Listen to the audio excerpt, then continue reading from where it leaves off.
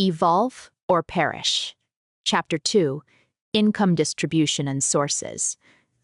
The decade, 1920 to 1929, is unique in the history of the world because we have for that period a clear statistical outline of what was taking place within so large an economic unit as the United States.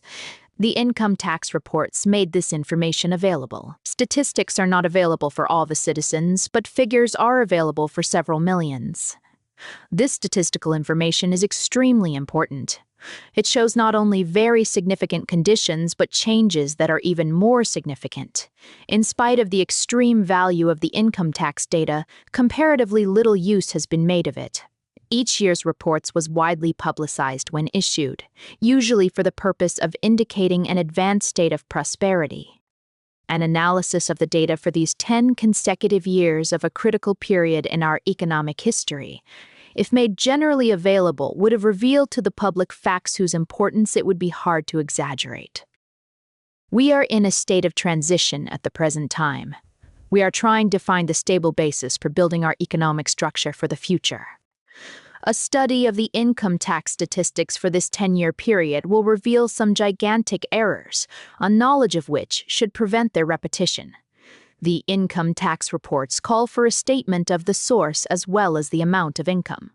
Income is classified in these reports under 10 headings, according to the source from which the income was received. These classifications have been grouped in this work under two more general designations: income from personal effort and income from money.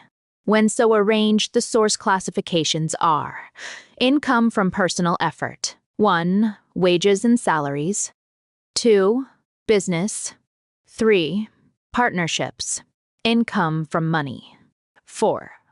Profit from sale of real estate, stock, bonds, etc. 5. Capital net gain from sale of assets. 6. Rents and royalties. 7. Interest on government obligations. 8. Dividends on stock of domestic corporations. 9. Fiduciary. 10. Interest and other income. The income received from each of these sources during the past decade. All of these figures are not strictly comparable. Some changes were made in the income tax law affecting, principally, the lower income brackets. The minimum amounts of income for which reports had to be made, and taxes paid, were changed, causing a large number of persons with small incomes to be exempt from making an income report. The principal effects were a reduction in the amount of wages and salaries reported for the latter half of the decade and, consequently, a reduction in total income. In order to make the figures for all years comparable, adjustments will have to be made to these two items to compensate for the amounts dropped out. The details of these adjustments are described later. There are important differences between these two sets of figures. The income figures as reported showed in the final year of the decade an increase of about $5 billion over the average of the first 2 years, but when proper adjustments are made to make the figures comparable, the increase is shown to be nearly $10 billion. The income of the country was increasing even more rapidly than the official records indicated.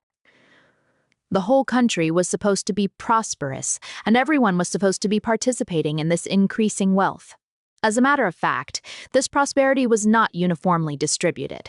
Everyone did not get his share of the prosperity, and that is why it did not continue beyond 1929. The cashiers of the prosperity show diverted so much of the box office receipts into their own pockets that the show became stranded. The accompanying chart, Figure 1, shows a substantial upward trend of the total income during the decade. An analysis of the component items of this total income will show that those portions of the total which move along the economic circuit as purchasing power did not show an upward trend at all, but instead showed a steep downward movement. That is why the so-called prosperity was the direct cause of the depression that followed. The depression didn't just happen. It was an effect produced by a cause that preceded it. We will now consider separate classification of income, and as we proceed, some interesting and startling comparisons will present themselves. Let us start with income in the form of dividends. The figures, as reported. Here we see that the amount of money received as dividends practically doubled during the decade. Dividends are frequently and incorrectly spoken of as the wages of capital. Here is ample evidence that this form of wages expanded magnificently. Figure 2. Money took care of itself most generously. That those who were paid for personal effort were not taken care of so generously becomes only too apparent as the statistics for these classes are examined.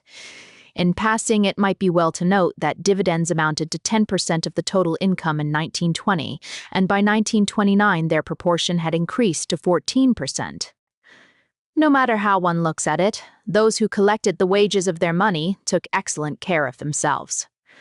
Now let us take up the next money class: income from interest and investments. The figures as reported are: the income from investments and for interest increased more than $1 billion during the decade, although the total amount so collected in 1920 was only a little more than $1.5 billion. Figure 3. Here again we find that money has been taken care of in very generous fashion, with an increase of 65%. It will be noted that the total collections of interest and return on investment did not show a decrease in 1921 as did the income in other categories. That is because there is something sacred about money invested at interest. Its returns must come regularly regardless of any fluctuations in business or other conditions. We have next the very interesting class: income from sale of stocks, bonds, and real estate. It was in this field that the most spectacular, but not most important, events of the decade took place. The public got into the market, played mostly with the cats and dogs, and came out badly scratched and bitten.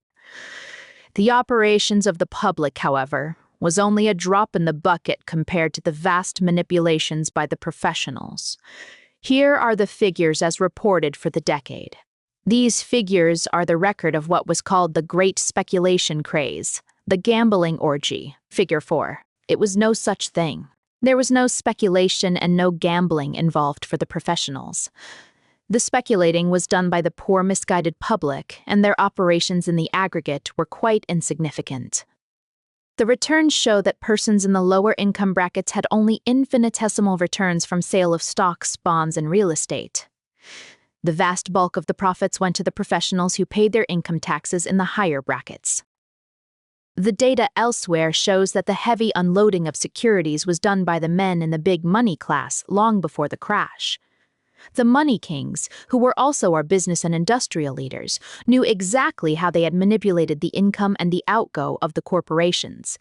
They knew that a vast share of the gross income of the corporations that should have been paid out to the workers as their share of prosperity had been retained and hidden in the corporations, plowed in. The dividends, averaging more than 8%, was but a very small amount compared to the money that was secreted in the corporations. The corporations were bulging with this dishonestly retained wealth, and lucky were the men who controlled these rapidly expanding treasure holders and producers. Industrial and commercial empires were being built up during the decade.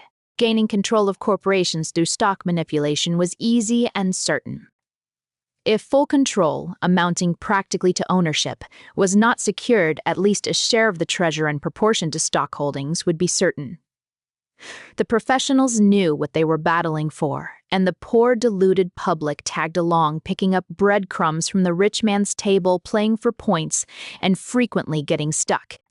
There was some heavy profit-taking during the latter years of the decade, as shown by the figures for capital net gain through sale of assets held more than 2 years. The figures for the years 1920 and 1921 are included in the profits from the sale of real estate, stock, etc. If the two categories mentioned had been continued as one, the income under this classification would have shown an increase from $1 billion to $4.6 billion during the decade. Now let us turn to the other category, income earned by personal effort. In this category, there are two principal classes, and the changes taking place in them during the decade are highly significant. The statistics for wages and salaries are not comparable for all of the years of the decade, as reported by the Collector of Internal Revenue, because of changes in the exemptions that affected the lower salary and wage classes. Up to 1923, the minimum was $2,000. For 1924, it was $2,500.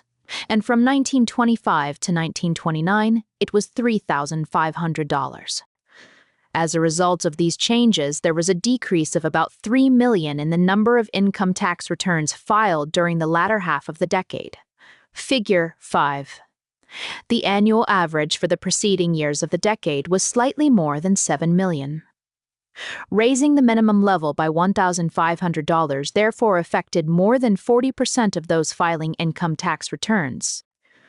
The total income from wages and salaries was affected by these changes to the extent of about $5 billion a year. The reported figures, as adjusted to make them comparable, are charted in Figure 6. It is quite obvious from this chart that the adjusted points are a close approximation to actual conditions represented. The following figures give the wage and salary income as reported by the Collector of Internal Revenue and as adjusted for exemption changes to make the data for the two halves of the decade comparable. The income from wages and salaries, as adjusted to the $2,500 minimum as the zero line, increased by less than $1 billion during the decade, or an increase of 6%.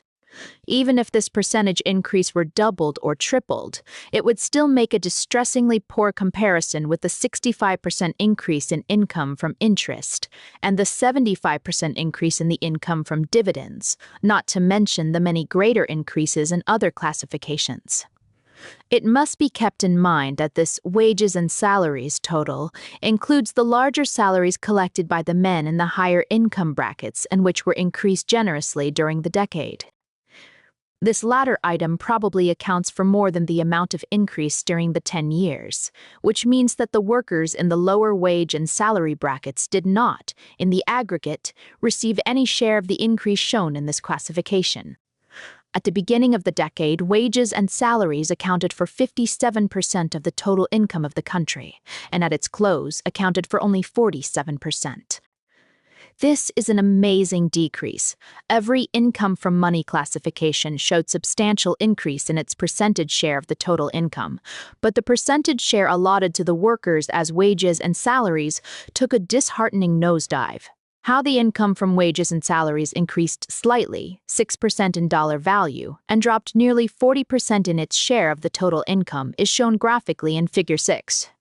Very obviously, the people who did the work upon which prosperity was built were not given a fair break, and that is a very polite and charitable way of stating the situation. More will be said about it later.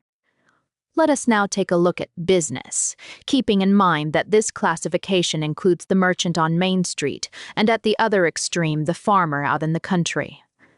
The figures reported on net income in this class are: business certainly did not participate in the unprecedented prosperity of the 20s. Figure 7. The increase in this class was only 1/4 of that of wages and salaries. An increase of only 2.5% is so small in comparison with that found in other classes, particularly the income from money classes, that it might be said with accuracy that business stood still as far as its income in dollars is concerned. The dip in the years 1921 and 1922 is just about offset by the rise in the years 1923 and 1924. The static condition is revealed by the percentage figures, which show that business started the decade with 12% of the total income of the country and ended with 11%. It did attain a peak in 1923, and from this point on the participation of business in the country's income became a declining factor. Since business depends so largely for its welfare upon the economic health of the salary and wages class, and this latter class got a decreasingly small share of the total income, it is not surprising that the economic health of business was not good and became worse. Let us take a glance at the situation of the farmers during this decade. Figure 9. The following figures from the Statistical Handbook of the United States gives the estimated total gross income of the farmers. Very obviously, this decade was not one of unprecedented prosperity and increasing income to the farmer. There was some improvement in the return from livestock, but on the whole, the situation of the farmer remained unimproved while the income from money classes went skyrocketing. Keep in mind that the foregoing figures are for gross income of the farmers, that is, before costs are taken out. When these latter items are extracted, the figure drop out of the billion-dollar class. We can now make some comparisons of the total amounts and percentages of the total income that went to the money and personal effort groups. Figure 9, 10, and 11. When the decade started, a trifle over 3/4, 76% of the total income was earned through personal effort, and a trifle less than 1/4, 24%, was secured through operations with money.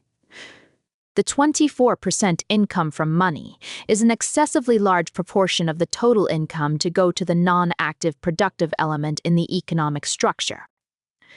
It indicated a dangerous situation. As the decade wore on, this situation did not improve. It became more dangerous. At the close of the 10-year period, the income from money had grown from 24 to 40% of the total income, and the income from personal effort had decreased from 76% to 60% of total income. Figure 11. Money had increased its share of the national income by 66%, and personal effort suffered a loss of 21%. Wages and salaries exhibit changes of similar magnitude. In dollars, the total remained stationary within narrow limits, but the money received as wages and salaries was 57% of the total at the beginning of the decade and was 47% at its close, a decrease of 17%. These are changes of tremendous magnitude affecting the fundamental elements of the economic structure. A person with only the most elementary knowledge of economics could tell that the division of the national income was not a just one, and that the changes taking place were in the wrong direction and productive of the greatest possible danger. The present situation is surcharged with danger of the same kind, but magnified by an increase in the dimensions of the elements that are most destructive, and what it will lead to is likely to be too serious in its consequences to be called the Second Great Depression. It would be easy to direct personal condemnation at those individuals who participated to the greatest extent from the excessive and continuously expanding share of the national income that went to money. Their methods have not been characterized by excessive or even normal altruism, or the manifestation of any sort of a social consciousness. If, however, we condemn the money holders for selfishness, we must at the same time criticize those who put forth personal effort for the degree of stupidity they have manifested. The truth is that both groups are the victims of a system which is fundamentally unsound and which would produce the same effects regardless of the individuals involved in either group. The system, however, is man-created and man-controlled, and is not transcendental either in its nature or operation. Man who built it up can change it. Those to whom it provides excessive shares of income cannot be expected to take the initiative in changing it. If it is not changed, however, the whole structure will crash, and those who have most are the ones who will lose most. It is to their interest, therefore, for the purpose of protecting their present holdings, to change the system so that it will be possessed of more enduring qualities than it now possesses. The best interest of those who are receiving least for their efforts call for the same sort of changes.